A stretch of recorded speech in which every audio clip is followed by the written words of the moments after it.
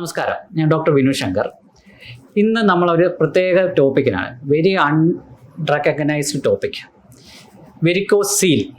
Varicose വെയിനും വെരിക്കോസ് സീലും എല്ലാവരും കൺഫ്യൂസ്ഡ് ആയിട്ട് എടുക്കാറുണ്ട്. ഇത് രണ്ടിൻ്റെയും അസുഖ രീതി ഒന്നാണെങ്കിലും പ്രസൻറ്റേഷൻ ഡിഫറൻ്റ് ആണ്. വെരിക്കോസ് സീൽ എന്ന് പറയുന്നത് നമ്മുടെ ആണുങ്ങളിൽ കാണുന്ന വൃഷണസഞ്ചികളുടെ ചുറ്റുമായി കാണുന്ന വെരിക്കോസ് വെയിൻസിനെയാണ് വെരിക്കോസ് സീൽ എന്ന് പറയുന്നത്.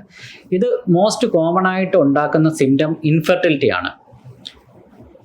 വൃഷണസഞ്ചിക്ക് നമ്മുടെ ടെസ്റ്റിസിന് ചുറ്റും എൻലാർജ്മെൻറ്റ് ഓഫ് ദ വെയിൻസ്, ഇതിനെയാണ് വെരിക്കോസ് സീൽ എന്ന് പറയുന്നത്. ഇത് കാരണം നമ്മുടെ ടെസ്റ്റിസിന് ചുറ്റും ഉണ്ടാവുന്ന രക്തസമ്മർദ്ദം കൂടുകയും അവിടെ ചൂട് കൂടി അവിടെ സ്പേം പ്രൊഡക്ഷനെ ഇൻഹിബിറ്റ് ചെയ്യുകയും ചെയ്യുന്നു. ഇത് നമുക്ക് ഇൻ ഫ്യൂച്ചർ ഇൻഫെർട്ടിലിറ്റിയിലേക്ക് നയിക്കുന്നു. ഇതാണ് വെരിക്കോസ് സീലിൻ്റെ. ഇതിൻ്റെ ട്രീറ്റ്മെൻറ്റായിട്ട് വളരെ സിമ്പിളായിട്ട് രണ്ട് മെത്തേഡ്സ് ഉണ്ട്. ഒന്ന് ലാപ്രോസ്കോപ്പിക് മെത്തേഡ് ആൻഡ് ഒന്ന് ഓപ്പൺ മെത്തേഡ്. ഈ മെത്തേഡ്സ് വഴി നമുക്ക് വെരിക്കോസ് സീലിൻ്റെ ട്രീറ്റ്മെൻറ്റ് ചെയ്യാൻ പറ്റും. ഇതുവഴി ഫെർട്ടിലിറ്റി നമുക്ക് റീഗെയിൻ ചെയ്യാനും പറ്റുന്നു.